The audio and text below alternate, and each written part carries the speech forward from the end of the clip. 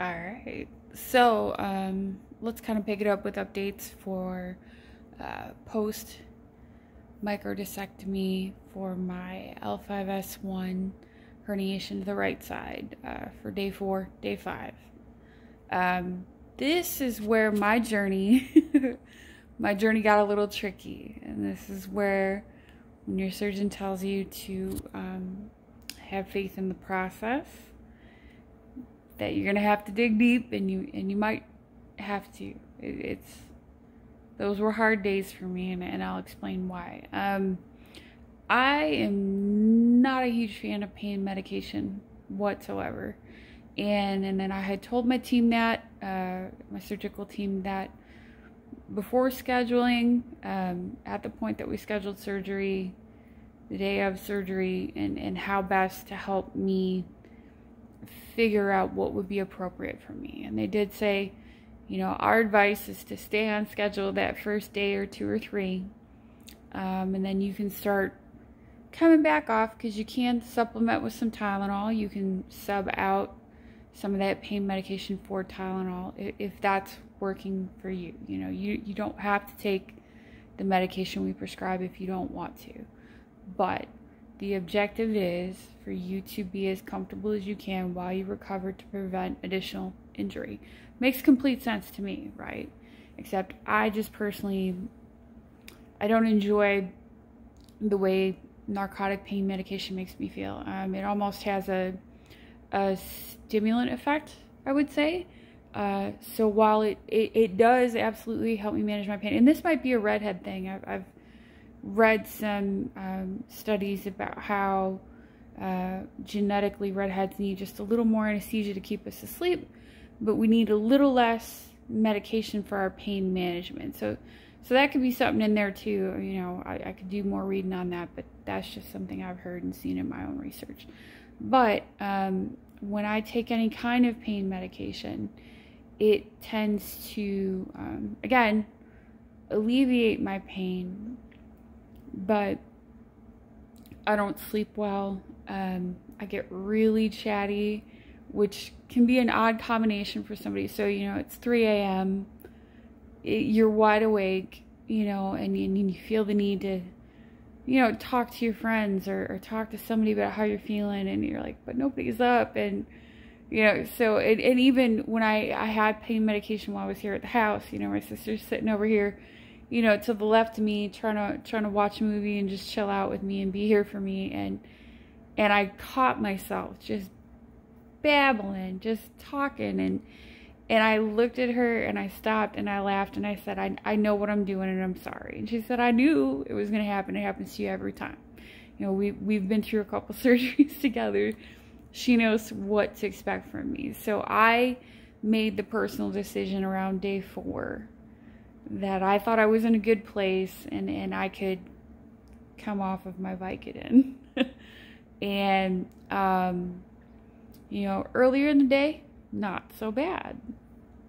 Later in the day, as I had been on my walks, and my dad had stopped by to drop off some food and just check on me and say hi, and I, you know, we walked him out, you know, we were going to say goodbye to him, and my sister said, well, hey, we're going to take Susie for another walk. You're welcome to come with us. And it was just around the block. I mean, I was doing just around the block, just right around the block, right by my house.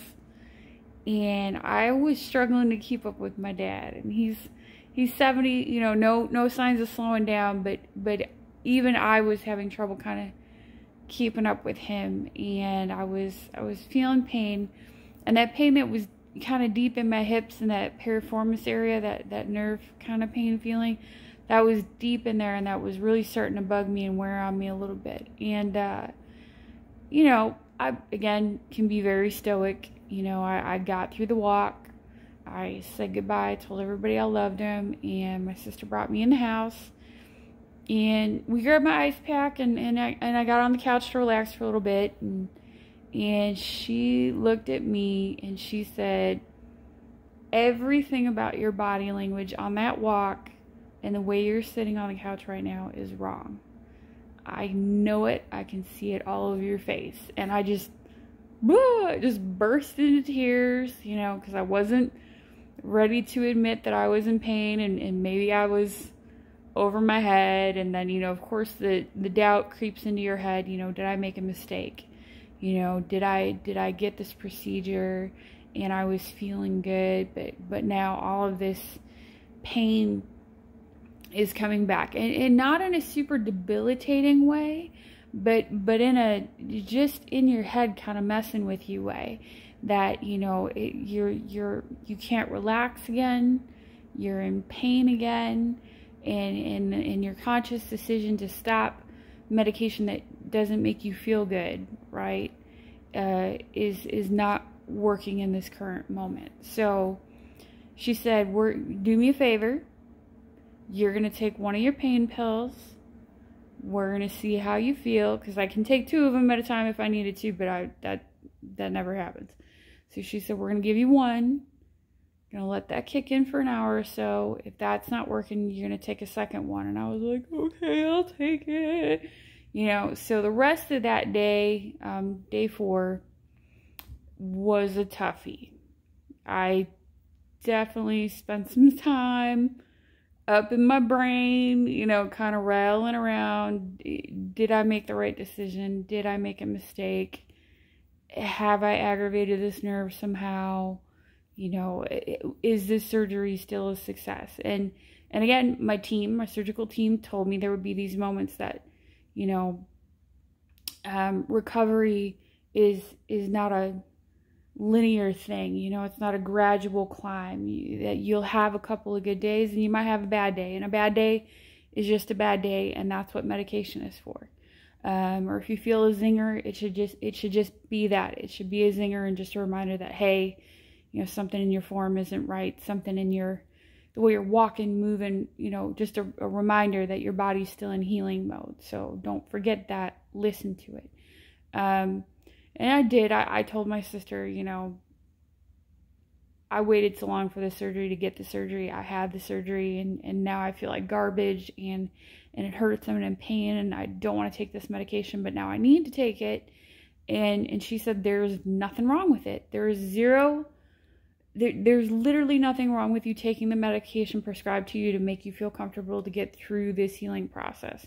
So I had to open my ears. I had to take her recommendation, and I did, and I'm really glad I did, because within 45 minutes, you know, that took the edge off, and I was doing a lot better. So we agreed to modify my medication schedule to make sure that, you know, I was on that pain medication and I was sticking to it.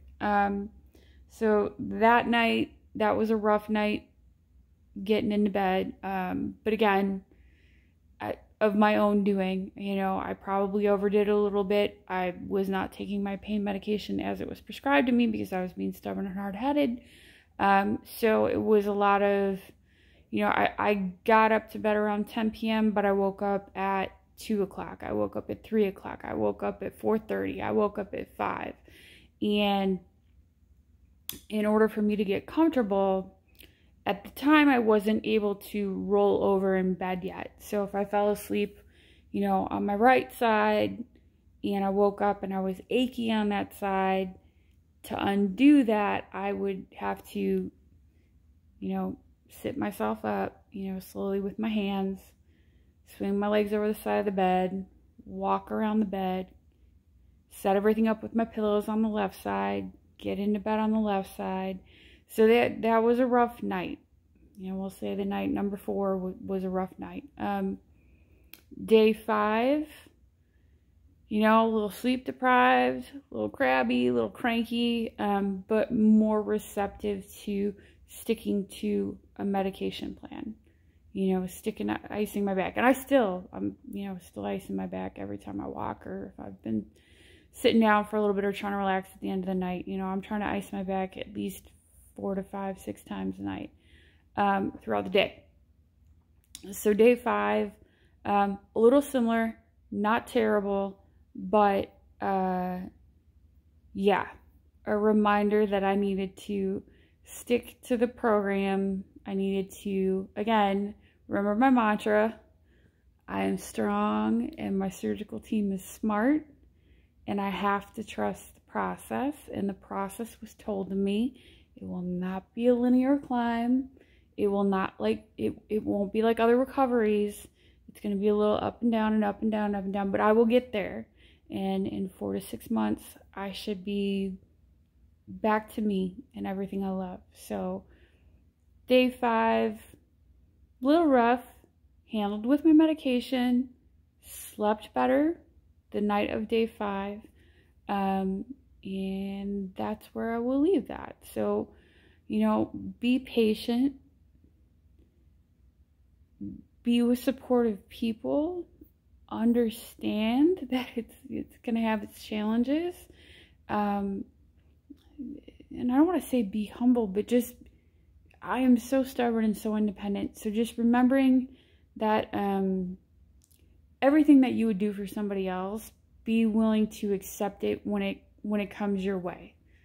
I know if my sister had this surgery, I would take off all the time she needed. I would set up shop wherever she needed me to. I would help her get up, get down, wash her hair, do her laundry, run her errands. I would do anything for her. So for her to say like, hey, I'll come for 5 days, and then me feeling like this, you know, person who had to be babysat and waited on hand and foot, and I didn't, you know, I feel like I was relatively independent, but she was definitely here to kind of keep an eye on me and keep me motivated and on all the right ways. Yeah, those are important. So remember to trust the process. Remember to be patient with yourself. You know, all of us who've had this injury, it didn't, for most of us, I would say, it didn't happen overnight. It didn't happen and you're gonna have surgery and feel like $1 million the next day. You've been dealing with it for a while. There's probably a little bit of nerve damage and irritation. There's muscles that have been compensating on one side or the other, and your body is going to relearn how to live life appropriately, and that takes a minute. So my advice for everybody again is just remain patient, trust the process. You are strong enough. You've already got here. If you're in day 4 and 5, you're already here, and you're getting there. So hang in there, and I'll have some more updates for you guys. All right, bye.